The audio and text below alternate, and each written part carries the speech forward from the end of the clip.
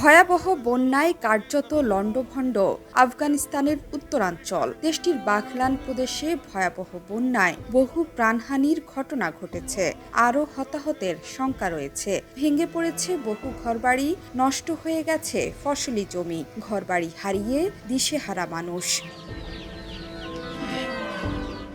জাতিসংঘের আন্তর্জাতিক অভিবাসন সংস্থা বার্তা সংস্থা এএফপিকে জানিয়েছে, শুক্রবার বাঘলানে অস্বাভাবিক ভারী বৃষ্টিপাত হয়। আকস্মিক বন্যায় ধ্বংস হয়ে গেছে কয়েক হাজার বাড়িঘর। সরকারি হিসেবে মৃত্যুর সংখ্যা কম বলা হলেও বেসরকারি হিসেবে মারা গেছেন শত শত মানুষ। বার্তা সংস্থা এপি বলছে, এই বিপর্যয়ে মারা গেছে ৩ শতাধিক মানুষ। আরও হতাহতের শঙ্কা রয়েছে। আন্তর্জাতিক সংবাদ মাধ্যমের খবরে বলা হয়েছে, শুধুমাত্র বাগলানি জাদিদ বিভাগে ১৫০০ ঘরবাড়ি ক্ষতিগ্রস্ত বা ধ্বংস হয়েছে। পাশাপাশি আরও কয়েকটি প্রদেশে ভারী বৃষ্টিপাতের কারণে এভাবে আকস্মিক বন্যার সৃষ্টি হয়েছে। দেশটির সরকার জানিয়েছে, শনিবার উত্তরাঞ্চলের তাকহার প্রদেশে বন্যায় ২০ জন প্রাণ হারিয়েছেন।